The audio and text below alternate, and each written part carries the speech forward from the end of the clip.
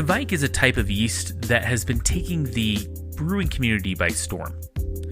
There are so many beers being made with this yeast today that you may have never known that it was a traditional farmhouse strain from Norway. Today we're talking to Chip Walton from Chop Brew. He's going to describe his Norwegian adventure, and we're going to talk about Kveik yeast as well as Norwegian Farmhouse Brewing today on Homebrewing DIY.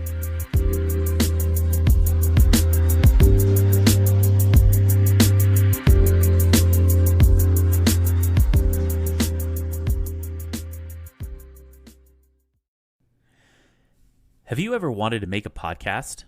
Do you have a subject you want to discuss with listeners? Do you even know where to start? Well, if you want to make a podcast and you want to get started now, I could not recommend Anchor enough. Anchor is the easiest way to make a podcast. Anchor gives you everything you need in one place for free, which you can use right from your phone or computer. Creation tools allow you to record and edit your podcast so it sounds great. They'll distribute your podcast for you so it can be heard everywhere: Spotify, Apple Podcasts, Google Podcasts, and many more. And you can easily make money from your podcast with no minimum listenership. Hey, look, I shopped around for a place to post my podcast, and Anchor was the easiest, most streamlined experience you could ask for. So if you're looking for a place for your new podcast, download the Anchor app or go to anchor.fm to get started. Once again, download the Anchor app or go to anchor.fm to get started.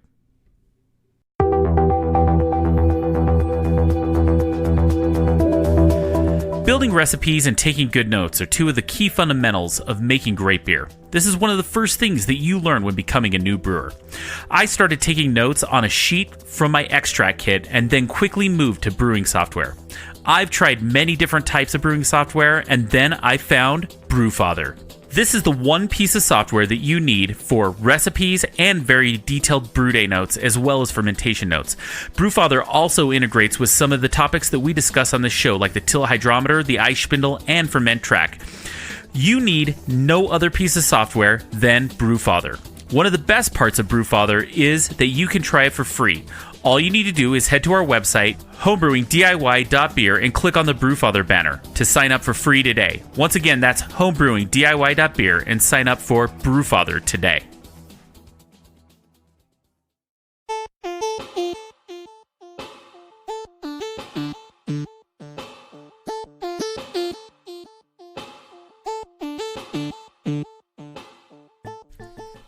And welcome back to Homebrewing DIY, the show that takes on the do-it-yourself aspect of homebrewing. Gadgets, contraptions, and parts, this podcast covers it all. Today we're going to talk to Chip Walton of Chop Brew about his trip to Norway, where he learned all about the traditional style of Norwegian Farmhouse Brewing. But first, we're going to dive into the mailbag. Here is a comment from Evan Sherlock. He wrote in regards to our last episode about homebrew labels. He said, GIP isn't as limited as Photoshop. Give it a go. It does 92% of the same and then 10% different. It's not a linear comparison. I've been using GIMP for 10 years professionally and also learn Inkscape. Open source is relevant and will get you to the same place as expensive software. Search is your friend when learning the differences. Good info on the podcast. Keep it up. Also, he directed us to reddit.com/HBL, which is basically homebrew labels. I have to agree with Evan. I'm a heavy user of GIMP and Inkscape both. They're both great, powerful programs, and the cost is right.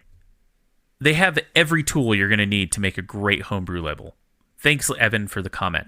Also, Evan, if you remember, was our guest on the Homebrew Club episode. So he's going to be my co-host on the Homebrew Hacks episode.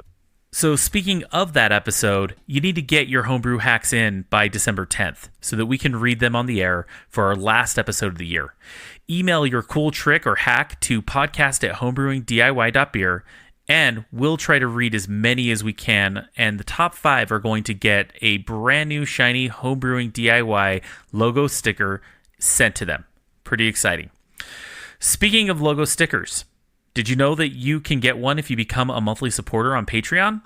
Head over to the patreon.com/homebrewing DIY And if you give even at the $1 a month level, you're going to get a sticker and access to our ad-free RSS feed, as well as bonus content that only patrons get.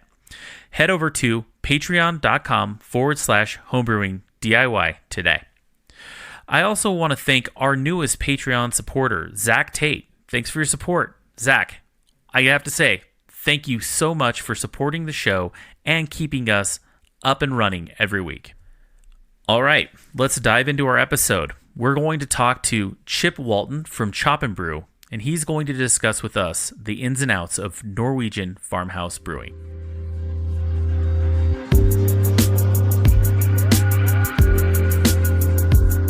So I'm sitting here with Chip Walton from Chop Brew. I'd like to, first of all, thank him for joining us on Homebrewing DIY. Of course. Awesome. Well, we're going to talk to Chip today about his many adventures he just took in Norway, kind of chasing the Kveik strain, and just really the experience he had with a true farmhouse brewing experience there. And so let's welcome him to the show and start asking him some questions. So I guess the first question I have for you, Chip, is let's talk a bit about the history of how you started Chop and Brew and kind of how you started making YouTube videos.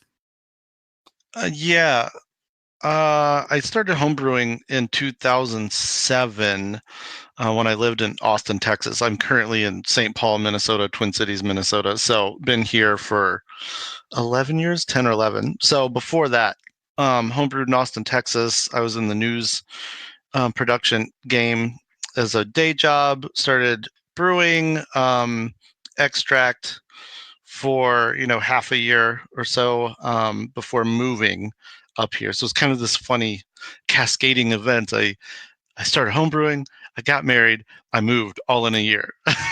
So usually homebrewing's not in those life-changing stressful things you can do in one year, but so I was homebrewing and really just kind of got obsessed with craft beer.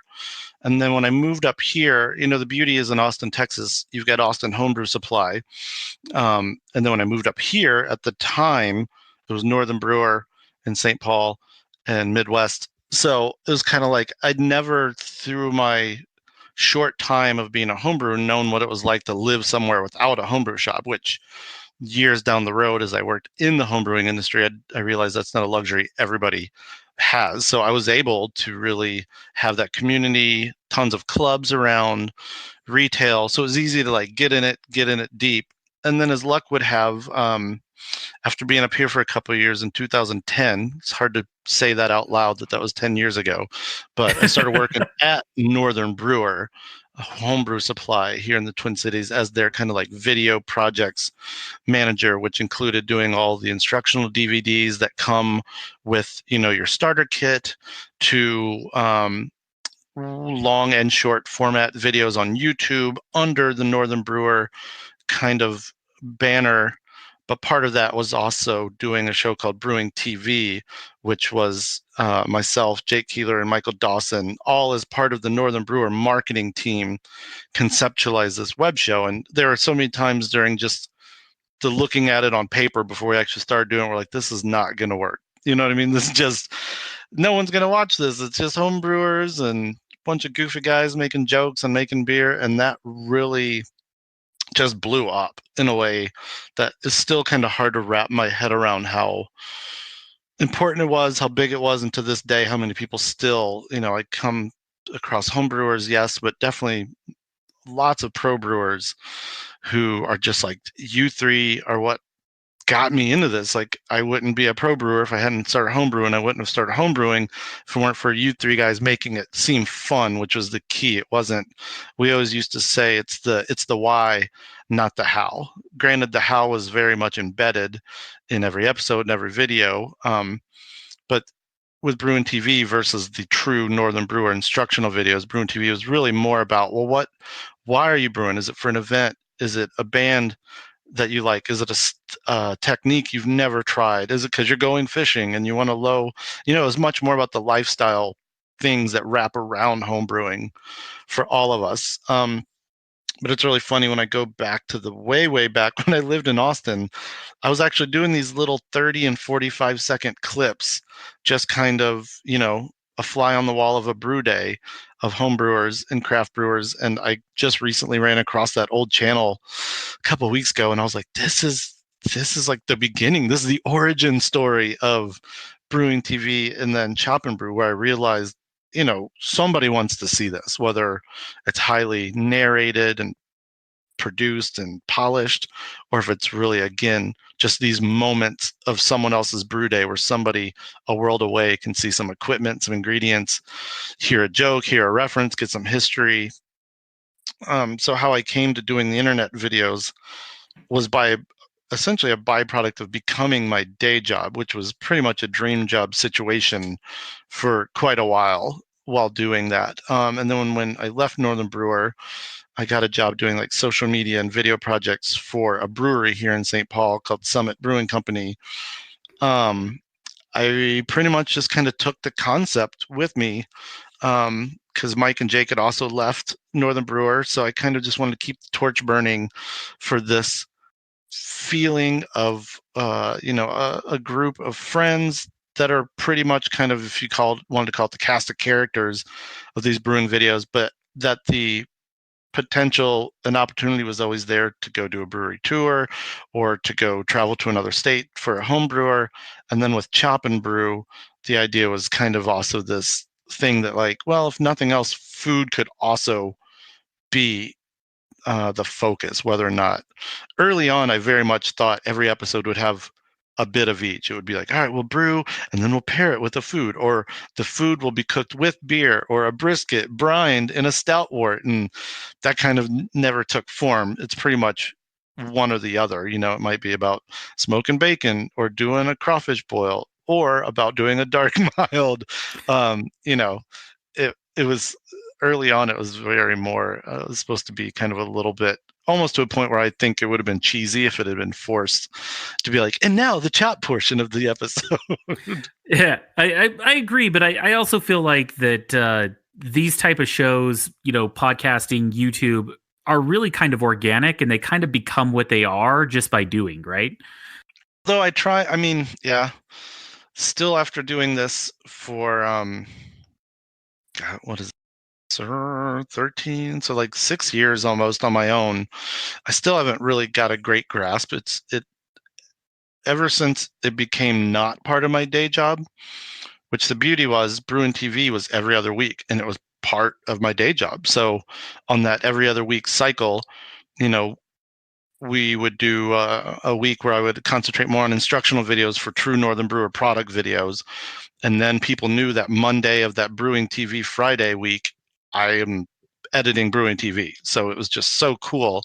And that's where a lot of the creativity would come out, because there was a deadline, but there was enough time to work, because it was my actual work day, where that's where I'd bounce ideas off Mike and Jake, or I would just run with them as the sole editor. If there was something wacky or funny, and then like sometimes like characters would kind of be born, not like, kind of like you said, organically, not forcibly scripted, but suddenly they were just there. But Chop and Brew has never been to a fault as regular as that, because I do have a day job. Like, I left Summit and now I work at American Public Media, which is essentially 8 hours a day of just digital producing something, internet, social, web pages. um, and then when I was at Summit, those 8 hour days would be social media for beer or producing blogs and videos for beer. So when I come home, it's really been hard to get motivated to still do another 2, 3, 4 hours of Chop and Brew. So it has kind of been, not very formulaic, I would say. There are certain episodes that are tasting notes, two people at a table, cut and dry. And then there's episodes that take forever to edit, because I really want them to be good. I want them to come across, kind of like you're saying, almost, I wouldn't say like Food Network or something, but just kind of like a higher caliber of video with like music, really good tweaked audio, some narration. So it kind of comes and goes. There'll be fits and starts of where I'm sure fans are like, oh, great, another video with 3 people at a table talking about a beer.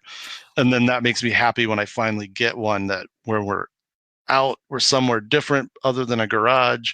We're talking to people. There's a lot of cover video to put over talking, and it seems way more like a TV show or like a field produced piece. I really enjoy that. Granted, like I said, the hard part is just, if it were my day job, it'd be a whole other beast, and it would probably be way more successful and definitely more regular with its frequency. It's definitely a passion project, but it consumes a lot of my life. Not to get all like tangentially, I wouldn't say emotional, but just philosophical today. I was literally thinking about, if I hadn't done this for 6 years, what else could I have done? I'm a musician. I kind of really fell off playing music because of this. I'm sure my wife and I have not done nearly as much around the house or the yard, or it really has become an important thing that I've assigned myself to do at no one's bequest, or request, other than, at this fact, or at this point, some Patreon support, a couple of friendly sponsors, which really, once that started rolling earlier this year, it really did give me that shot in my arm that I needed, because I do feel like I'm working for someone instead of just kind of like, oh, is this that overachieving thing I need this week or not? Yeah. And I have to kind of admit the same thing. I mean, you don't start a YouTube channel or start a podcast for the money, right? And so the idea is it has to start with a passion project at some point. And then from there, if it ends up, at least my approach is that, hey, if it ends up being somebody becomes a patron, or I, get some sponsor money, that's a nice benefit. But for me, it's about the motivation to really just kind of talk about my hobbies and how excited I am about them, and really share that with people. But if you kind of don't have that kind of drive, you're never going to have the amount of effort put in to actually kind of build an audience. It's weird. I kind of feel like I can't stop it. Yep. There have been times where, through day job and family stuff and grad school, and just like, if I just stopped, what would happen? But I really feel, because of that momentum that Brewing TV had, and when Brewing TV stopped, it was very clear that people were like, WTF, we kind of stopped it in a way that wasn't, I wouldn't say not transparent, but it wasn't really clear what had happened, because it was tied up in a company. You know what I mean? It was like, well, the bigger thing that no one here really wants to know about or talk about is just like, why did 3 people, leave one company to go do their own things?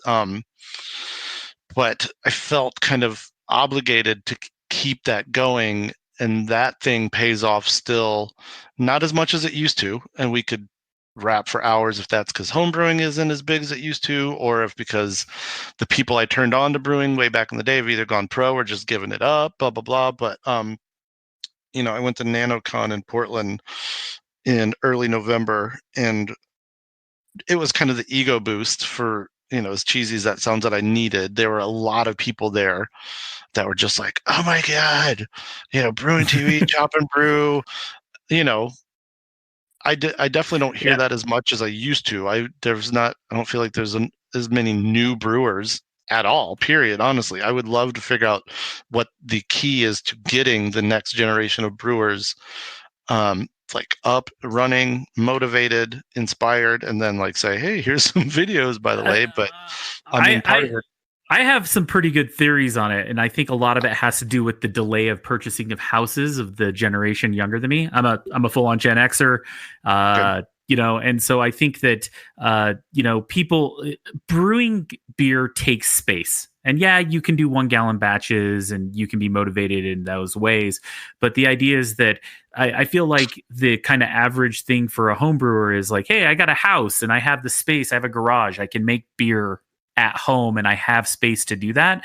And if you have an entire generation buckled with things like student debt and, putting off buying a house because of that, an expensive hobby like homebrewing, which, we all say it was cheaper. At least that's what I told my wife. But the idea is that, it's not. And so the idea is that I think that delay is actually what's kind of shown a dip in the in homebrewing. And I think that as that generation actually starts to buy homes and gets to a place to where they have space to do that, and they want to kind of pick up hobbies and passion projects, we'll start to see an increase again. That's my theory. I could be right or I could be wrong. So it's awesome. That's way more positive and what's the word I'm looking for? That's very optimistic. Well, in a good way. I'm not saying that sarcastically. I'm like, oh, I hadn't thought of that. I only think a lot more of, I just don't know if craft beer availability and ubiquitousness at this point caused some people, back in the day, you'd have to brew, you always hear this, like way back in the day, in the late 70s and 80s, you literally had to brew to get something with hops in it or something, this, that, or the other thing. It was still even true in like the late 2000s when I started. It was different things that you couldn't get. And it may be a style that you could get locally, but you still wanted to chase that Pliny before it was Pliny, and available. And but I often wonder if it's just, where we live, there's a brewery that just does sours. There's a brewery that just does hazies and pastry stouts. There's a brewery that just does, wild fermented. There's a brewery that hangs its hat on German lager. It's really, unless you're that kind of personality that feels the need to kind of emulate and perfect something that you like in one sphere because you're just that kind of person that likes to dissect it and rebuild it. I feared a lot of our drop off was more just people could get this stuff. They can get anything they want at this point. So, and this will come, we can obviously come back to this, but that's kind of what I've thought of for my next year or so of brewing is way more this Norwegian kind of style, whether or not it's true to everything I've learned. There's enough new stuff that I can now kind of chase this for a while. And with the infrequency with which I actually brew, because I usually shoot people brewing more than I actually brew, shoot video of people brewing more than I do. The next tier for me to get motivated is really to take it back to kind of doing something I can't get here. So it's funny how that kind of cycle happens for every generation, whether it's someone in the 70s that went to college in Germany and England and then came back here to only Bud Miller Coors, or someone from the late 2000s that was like, I like sours and triples and I can't find that, to now where we're just like, I want to throw a bunch of wood and juniper and not care about sanitation almost to, a point just to see what happens, because that's kind of the only thing that really is out there to be discovered is just the kind of what if factor. Like, what if I didn't do this? What if I mashed at 160? And what do these things do? Stuff that other people do know in other parts of the world, but we haven't experienced it yet. Yeah, and I completely agree with that because I feel like right now, Kveik is taking off. Breweries are super into it. Homebrewers are super into it. It is the hot, cool yeast right now. But on top of that, it's not just that. It's in every beer. You're seeing it in hazy IPAs. You're seeing it in kind of every type of beer that people can try to put that yeast in. They're just trying it and seeing what happens. It's actually really cool to see a strain of yeast really come out of nowhere and just take off like it has. It's actually been kind of mind-blowing. Right. Yeah, and and I'll preface everything we're going to talk about when it comes to Kveik and Norway is like, I'm not expert at all. I just got pulled into a really unique opportunity to visit with some people with, deep traditional roots, who from Norway, who live in Norway and have family connections to a lot of this. So I'm learning a lot more now even than a couple years ago. But I find myself in this interesting place of research, I guess you could call it, where, over the last 2 or 3 years, I've been extremely excited to see this as well with Kveik.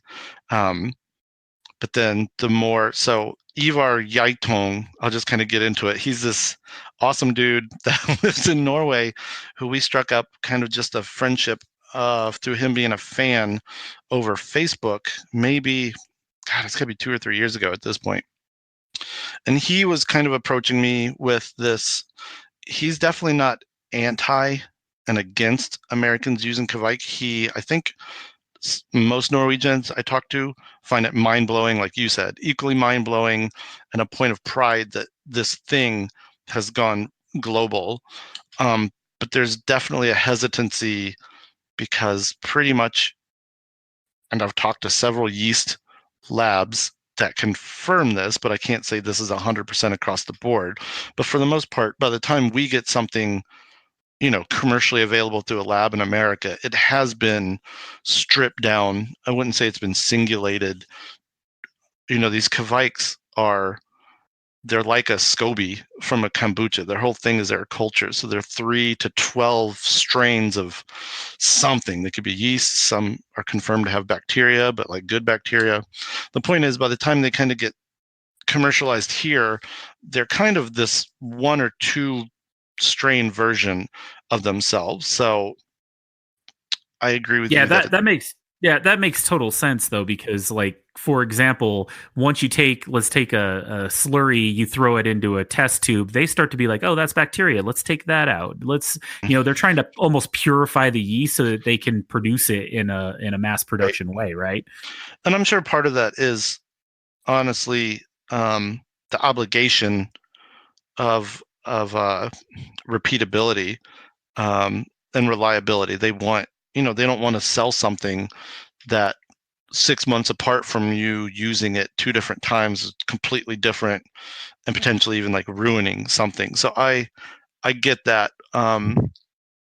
So I'm not sure where we're going with it. And this is what happens once I start talking about this, which is I'm still so torn a little bit, but I'm also still trying to process a lot of what I learned when we went there a couple of months ago.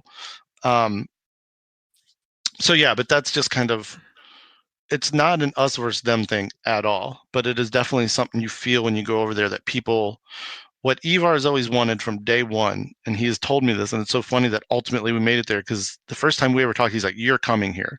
Like it will happen. It may not be this year. You're going to like help tell the world about what happens." And he's not even talking about Norway. He really wants to focus on. He lives kind of in an area called like Vasastrand.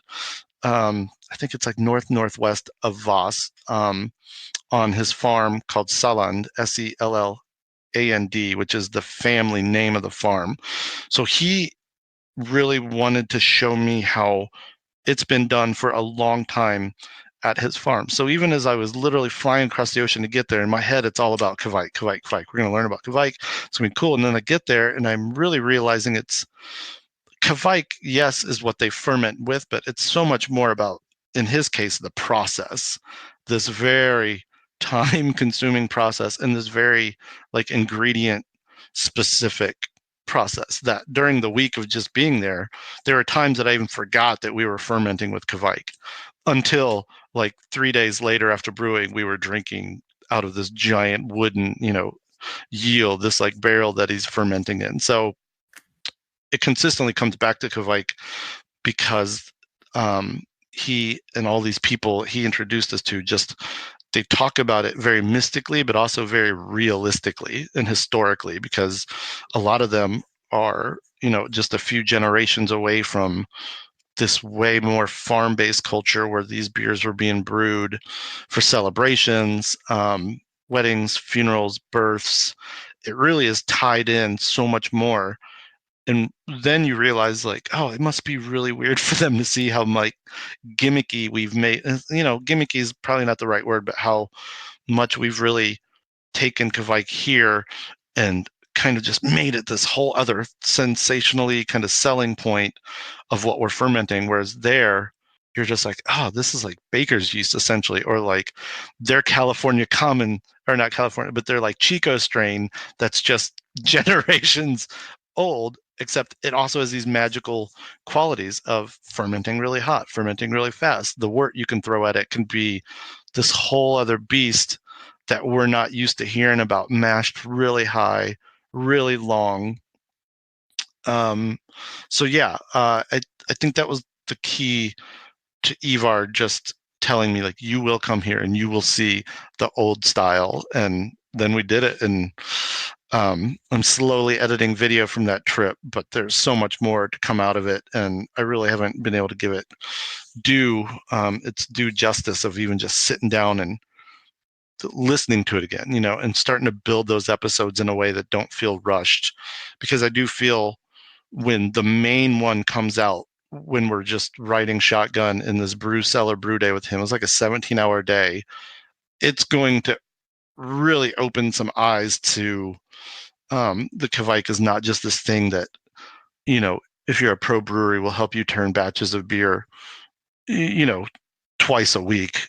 It really kind of gets down to him trying to preserve this, because even in Norway, it's I get the very clear indication it's not as important to people that it be a thing, even, just, like a lost tradition kind of thing that you hear about. So I feel like some obligation and like an honor that he, of all people, is like, you're going to come here, your camera's going to show the world this thing. And just like, okay.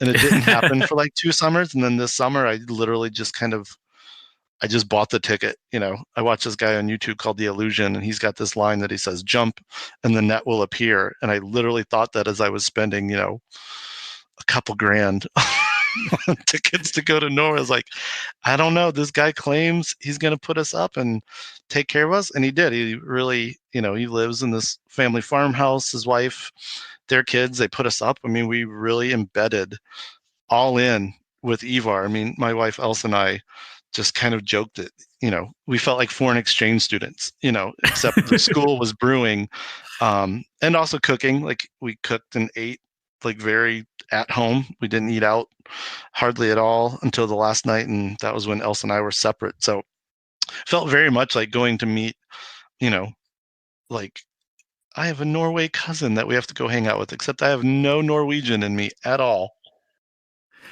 Yeah, that's awesome.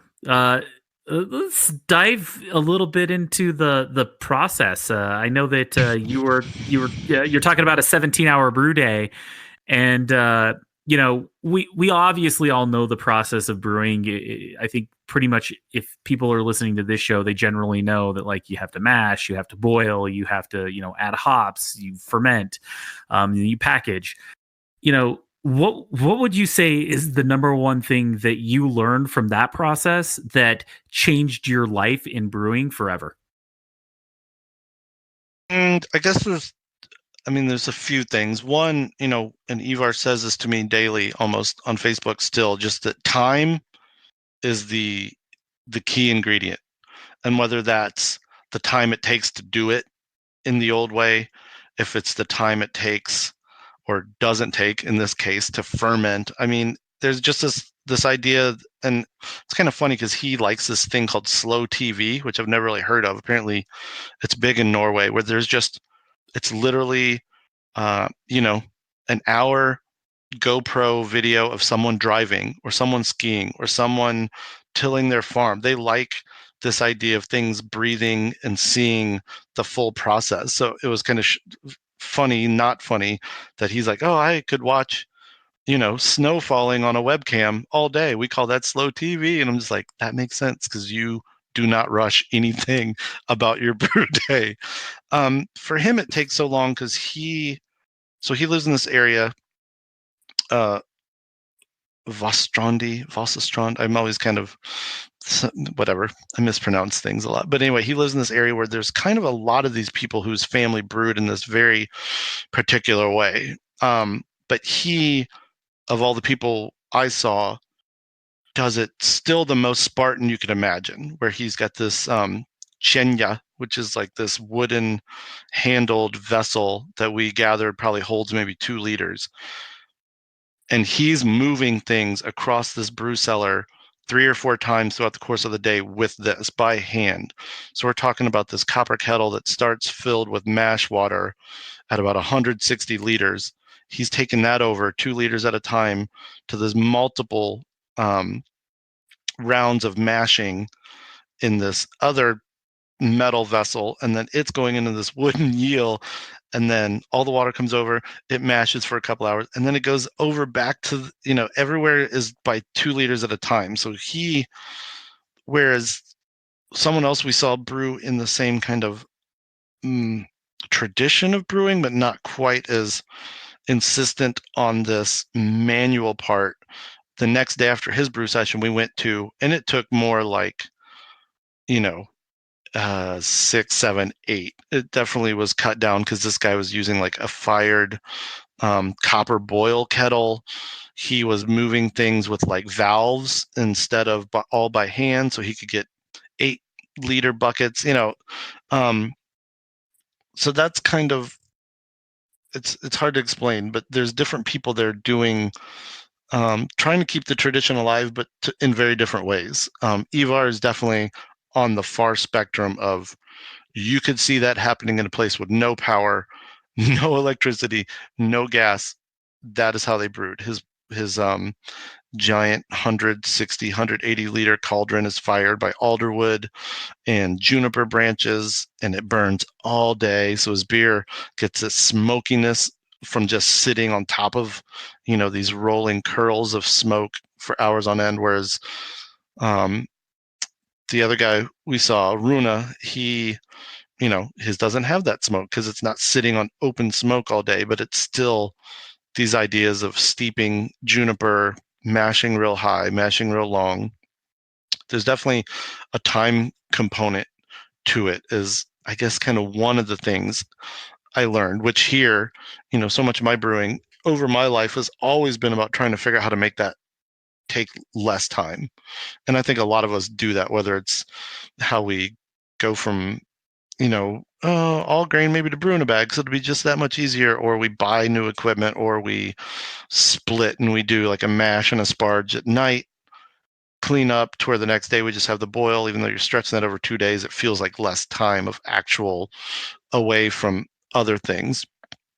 But the other thing that really just grabbed me was, especially for Ivar, he brews essentially the same beer all the time. And it's just, he is chasing a tradition and a technique way more than he's chasing anything else, like modern styles, or, hey, let's experiment with this or this. He's really just seems to be kind of paying homage and tribute to the people who literally brewed in his brew cellar 100 years ago, or 100 plus years ago, or on his farm 100 plus years ago.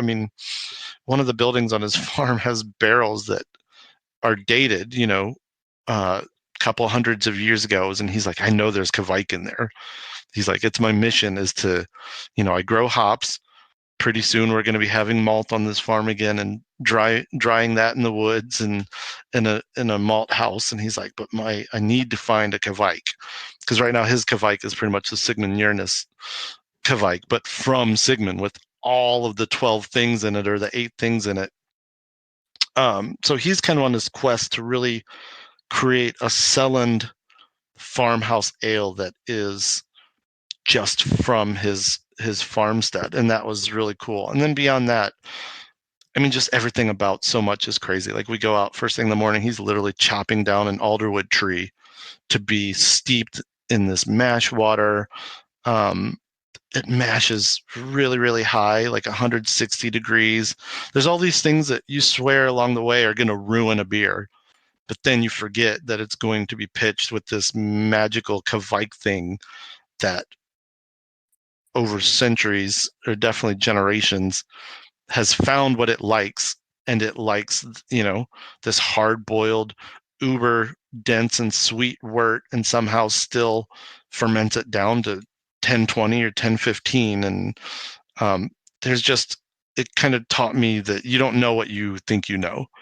Just because American 150-degree mash, 60-minute mash. Oh, but I can do it in 45 and Vorlap. No, 60 and 60 bittering and 10. You just kind of learn how much every brewing culture really comes up with its own rules, even if that rule is kind of like no rules. And then to taste these beers that come out of it. And, they're not unlike a beer. It's not something you can't wrap your head around, but at the same time, it's like nothing you've ever had here by far. You can, one of my most recent videos where Don Osborne and I sit down and drink through 4 beers that I brought back with us. Um, you know, the American in us wants to constantly compare it to something. Oh, this is kind of like a red ale, an Irish red, or a Scottish light. This is almost like an English barley wine. This is like an American barley wine, but with some smoke. And you forget that other parts of the world don't even know what those things mean, or at least didn't when these beers were defined, generations ago. Yeah, it's kind of like we're always trying to compare it to our BJCP styles that we always think about, or what we say, a red ale is to us. But in all reality, if you're in a farmhouse and you're making beer, that's just beer. Yeah. I mean, it's malts, it's farm hops, it's this Kveik thing that is yeast. So yeah, and in the end, it is still a beer. It doesn't taste like, I can't even say what. It doesn't taste like kombucha or cider, or it doesn't taste like medicine. It definitely tastes like beer. It just doesn't taste like the beer Yeah, it tastes like their beer and it's their style and it's their tradition. And it's, for me, obviously, I think that, when Saisons really took off, that was kind of at least in the American world, the first like real takeoff of like the farmhouse styles. But then, there are so many different farmhouse traditions in Europe that, it's all over the spectrum, right?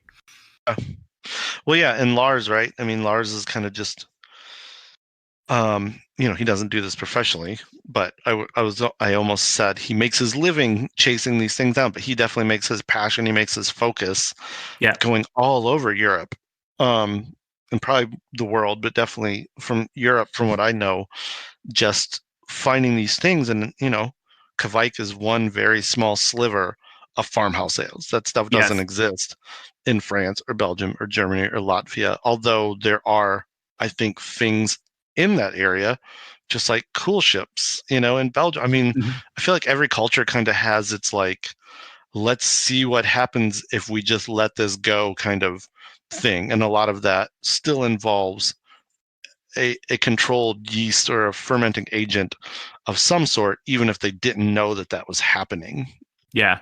And for those that don't know, Lars is a gentleman who has a blog online. And for me, it's probably one of the coolest reads in brewing, period, where he's traveled across Europe and he's seeking out different farmhouse styles from Norway to Eastern Europe. Really, almost every country in Europe has some sort of farmhouse style and tradition, and he seeks these brewers out and does like a blog post on them in very great detail.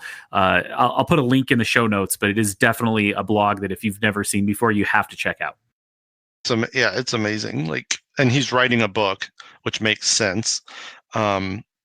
I think for Brewers Publication that'll come out in the spring. And, he had been to like Ivar's area and talked to Ivar and some of the other people that we met. And what Lars also has, and I assume it's mainly his project, but I know it involves tons of people, but he's got this Kveik registry, which essentially as a new Kveik is kind of like discovered, analyzed through a lab, and named, and they can see like what's in it, like how many strains of yeast, how many strains of bacteria, is it known for esters, is it raw, and we haven't even talked about this, is it boiled or is it raw preference. So that registry is definitely worth checking out because of what's on there now, A, but B, as any new Kveik is discovered, it gets a number, so they're all numbered and then they're named, and it's usually like a family name or a farm name or a geographic name. They haven't gone the full American route of just calling Kveik's wacky, cool marketing things. Like a lot of our yeast labs have these great names that you're like, that's a funny name and cool, and it makes me want to use it, but I have no idea what to expect from it. It's like there, but that registry is cool, and there's Kveik's while I was there that people were like, "Ah, we really can't tell you about this because it's being analyzed, and it might be an officially categorized Kveik soon, but right now all we can tell you is that so and so found it at their farm and has been using it for years and years and years." So That's awesome. that registry is, I think, important for anybody that's interested in this. Real quick, I will talk about one thing that kind of Ivar talks a lot about, and other people now that it's funnier. I've met more people from Norway now that I left, just because we couldn't meet a lot of these people, but we have our own like little private Facebook group, and Ivar keeps adding more people to it. And I'm just like, man, these stories are awesome. But there's certain Kveiks, and the way he says it is any Kveik will theoretically ferment any wort, but there are Kveiks that are what they are because of generations and generations of being put into raw wort, which is basically unboiled. It's mashed, it's brought up to a certain temperature, maybe just to kill off anything, almost like a pasteurization. But then you cool it to some degree and pitch still pretty hot. So it's never actually been boiled. And then there's ones like Ivar's that are boiled for like 5 or 6 hours, open fire. We're talking about way more boil off than you would ever think, because it's boiling over just like a raging fire. So it's an And when interesting he thing. when he's doing that boil off, is he adding more water to it, or is he just starting with a really big pot and boiling it off for 5 hours, and then he ends with what he ends with? Exactly. Yeah.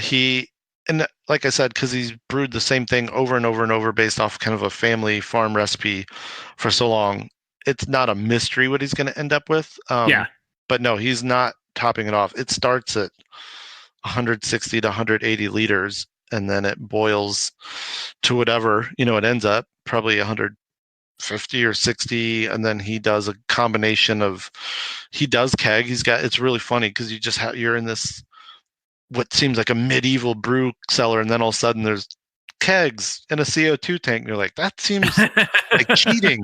But you've also got, literally 50, 60 gallons of beer. You can't just like leave it in this open faced fermenter forever. So he does, yeah, I think the key is back in the day, the farm party, or the Obskaka, as they call it, like the 3 day in party, would honestly kill off half of it, if not more than that.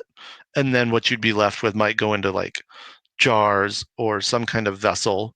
Whereas now I almost feel bad because he brews still to the scale of the farm, but there's just not that many people around interested in having it or sharing it. So um, he usually, tries to take them to events and parties and stuff like that. But it hasn't made him go back to say like, oh, I'm just going to figure out how to do a 5 gallon version of this, because he doesn't. I don't think the scale would work in his mind. It's like, no, this yeah. is the way it has to be done. So I'm actually sipping on right now. He sent me a couple of bottles. So they had this Kveik Fest. I'm not even going to act like I'm here. I'm going to look it up while we're on here, but I think it's like called like Corn Oil Festival. Basically, like a beer fest of all things Kveik, and it was both homebrewers and pro brewers. They did this in October. I believe Lars was there and might even be like part of how it came to be. But it's almost like the homebrew con of Norway, of the traditional beers of Norway. You know what I mean? Um, Yeah. so he sent me a care package that I got this week. And it's just crazy when this stuff shows up because it's always in like soda bottles and PET soda bottles. Um, so this was a really special case because he sent me the last bottle of the beer that we brewed when we were there with him that took third place at this festival. He brewed another one, or he sent another one that he had brewed since we've been there. And then another fan and now friend, Martin, sent two raw ales because they met together at this festival. But they also sent me 2 kilograms of this smoked malt. It's called Shorndal malt. It's essentially, I'm saying that wrong. But alderwood smoked malt, which is what they would use in their really, really smoky beers of this specific region. They sent me 2 kilograms of that, and then a new Kveik strain I've never heard of called Vinya. So I was looking at that on the registry just to figure out more about it.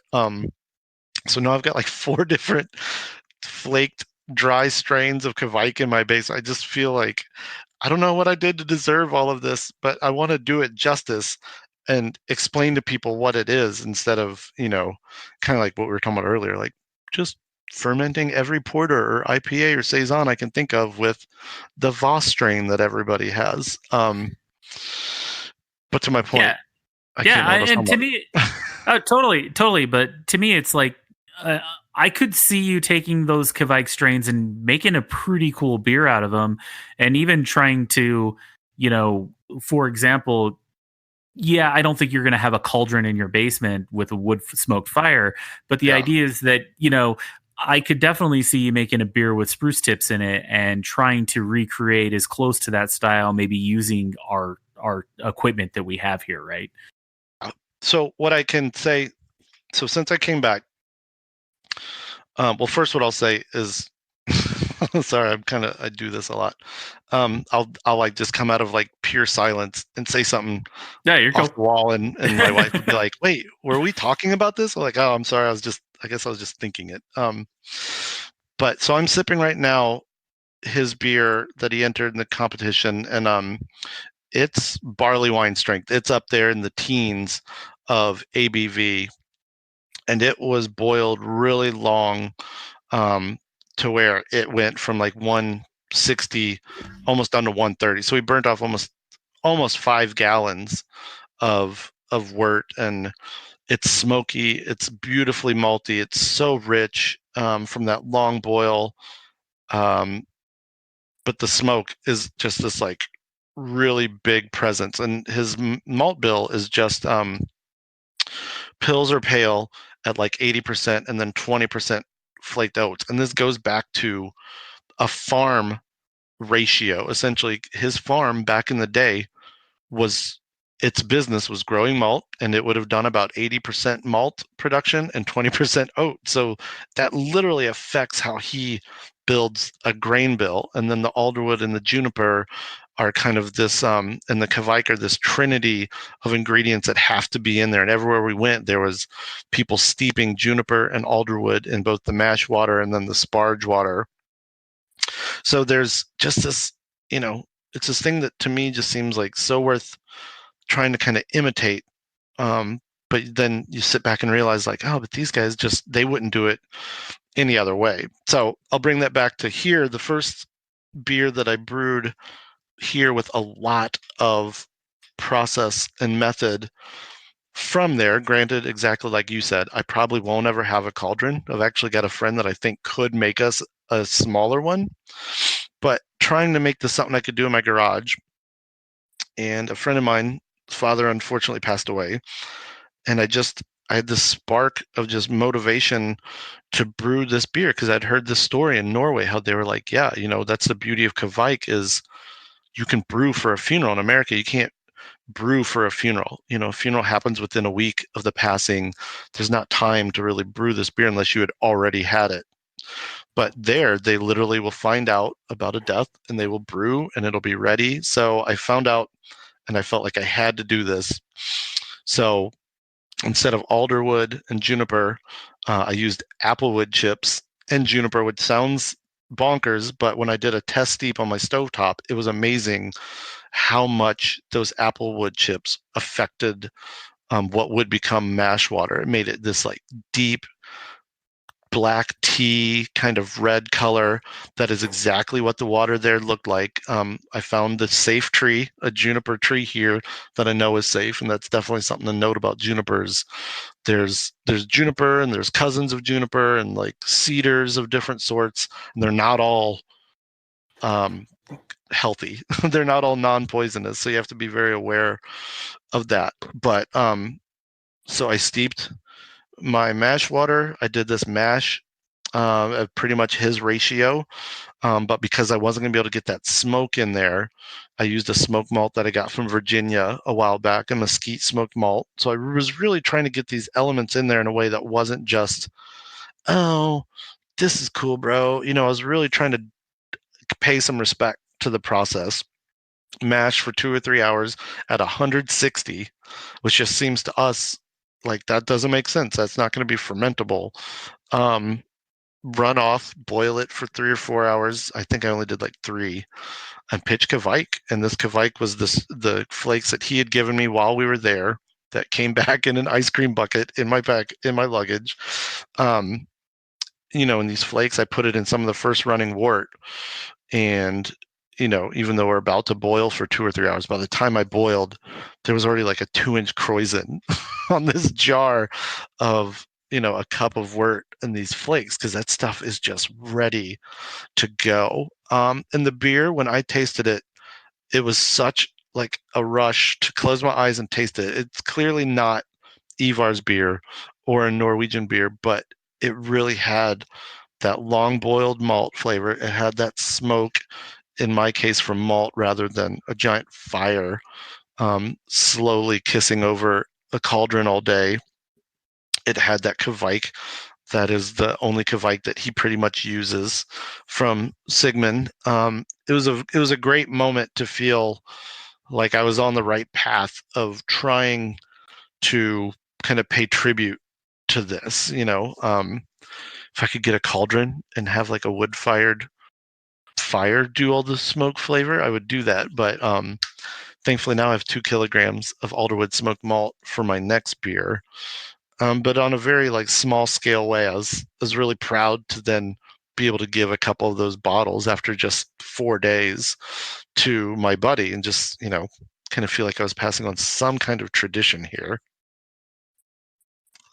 That's awesome. I mean, I think about that. You went grain to glass in 4 days and made a really special beer for somebody. That's really cool.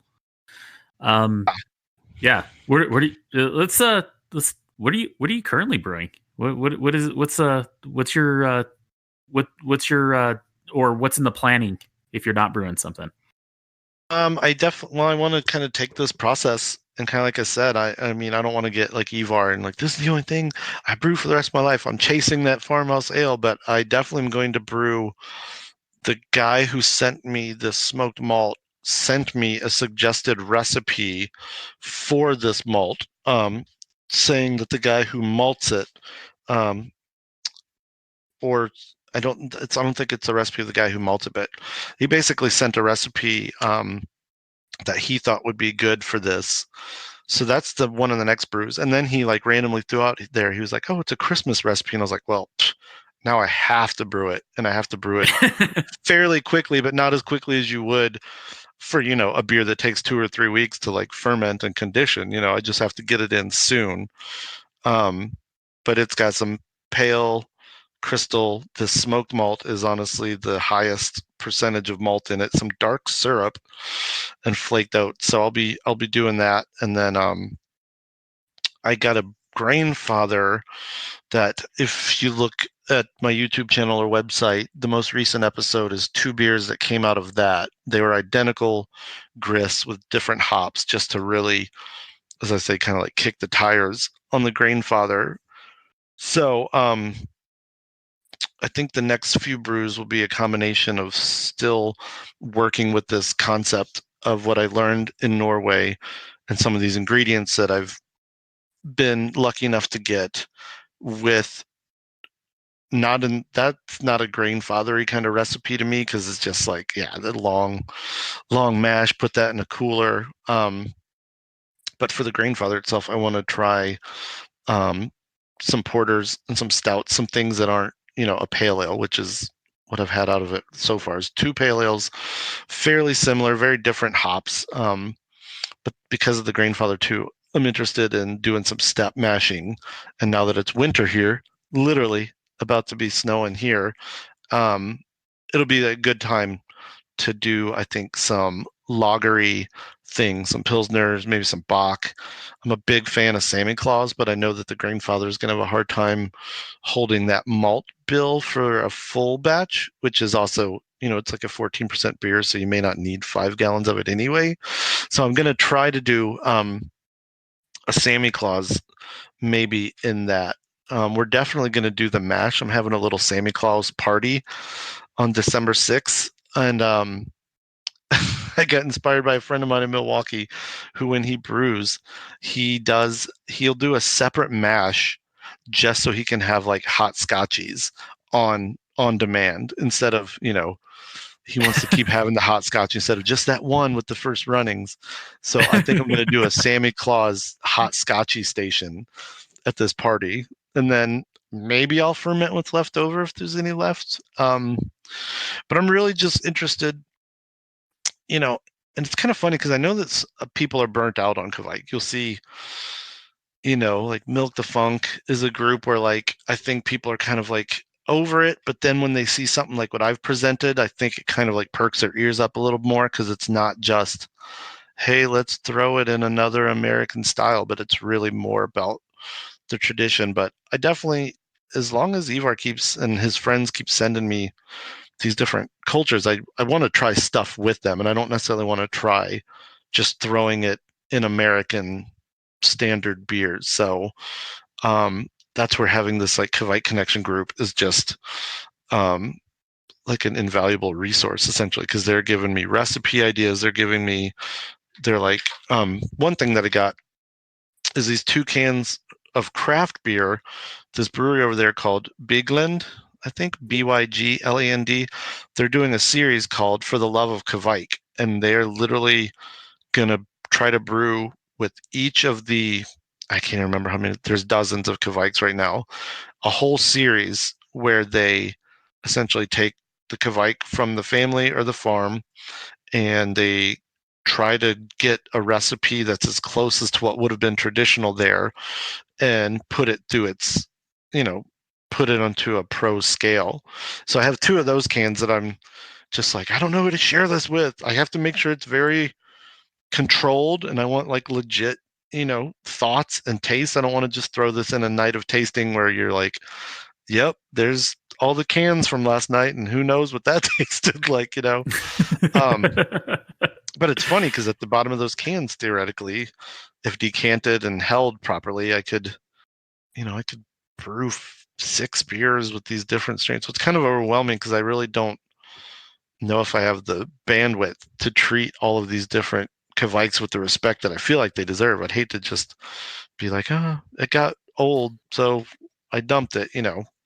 That's kind of the double-edged sword here. Is now I'm getting so much cool stuff that I really need to kind of like own a schedule, come up with a schedule for this. Like if I have a friend of mine who has all of his brew days scheduled for 2020. That's the kind of organization that I need in my life. I need that kind of organization as well. I feel like I'm really organized at work, and then the second I get home and start thinking about my brewing or even my podcast, it's like I need to make something happen, and it's kind of just on a whim. I mean, honestly, a lot like it's and you'll probably feel this to some extent, but a lot of times I brew because of what I think we need a video on, or I brew because we got some ingredients that I don't know what to do with them, but I don't want them to go to waste. So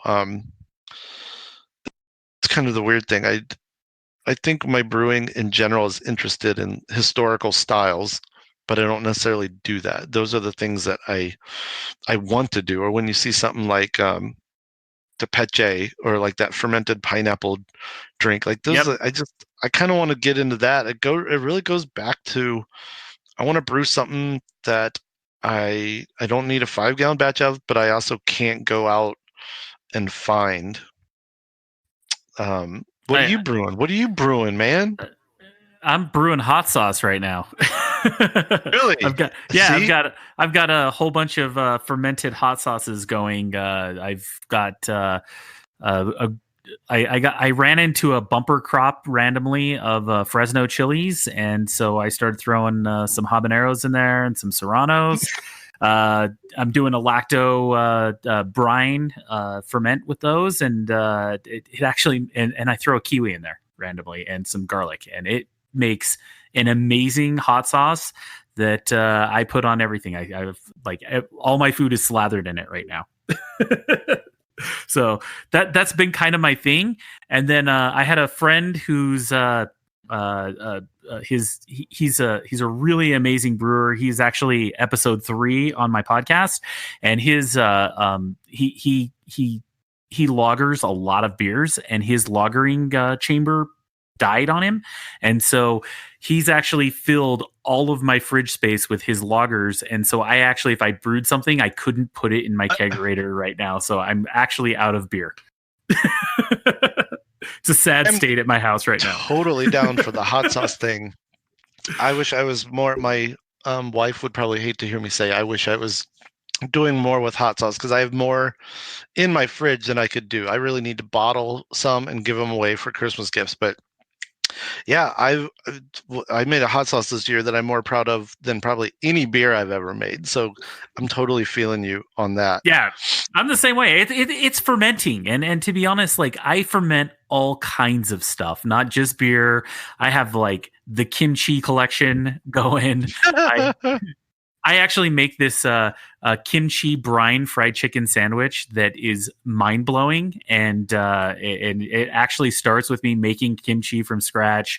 It starts with and then obviously you got to let it get funky, and then I brine a chicken thighs in it with buttermilk for 8 hours in kimchi brine and buttermilk, and then the kimchi powder. And it is the best fried chicken sandwich I think I've ever had in my entire life. So that is crazy. I'm coming to Denver. We're going to do that episode. Okay, you come to Denver, and I will go through how to make a kimchi brined hot Korean chicken sandwich. It's amazing. And that is wow.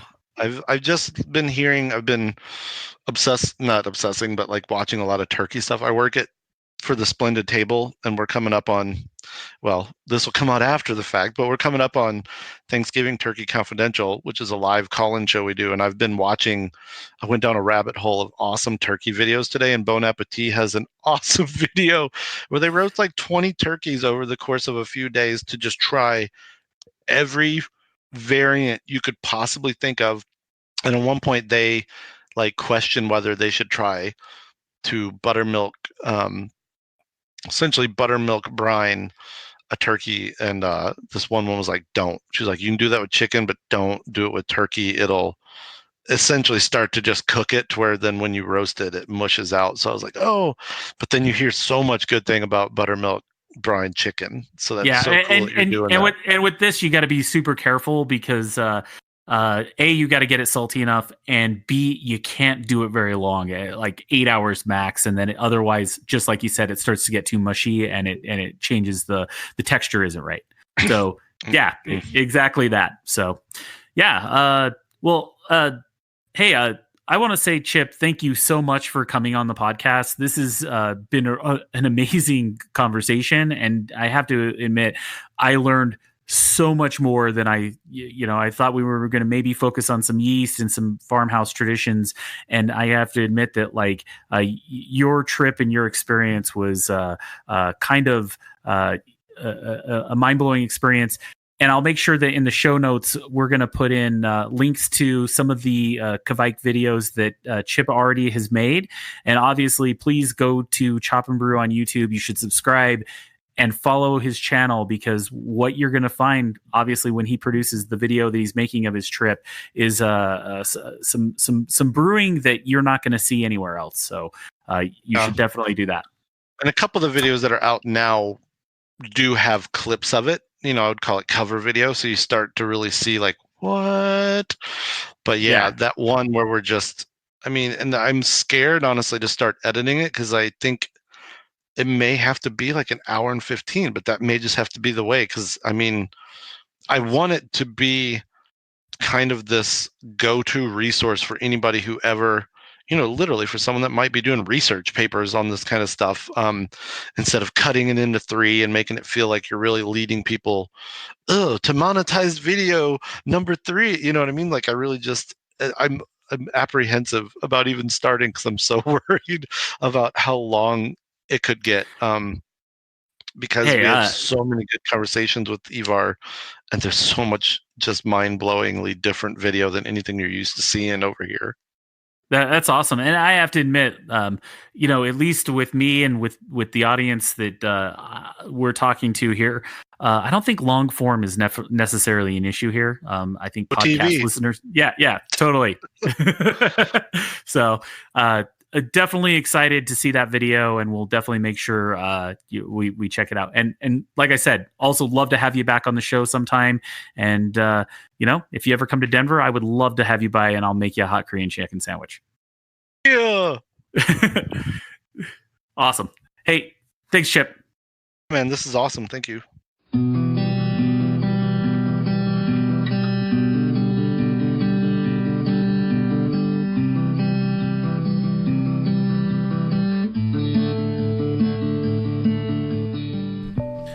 I'd like to thank Chip for being on the show.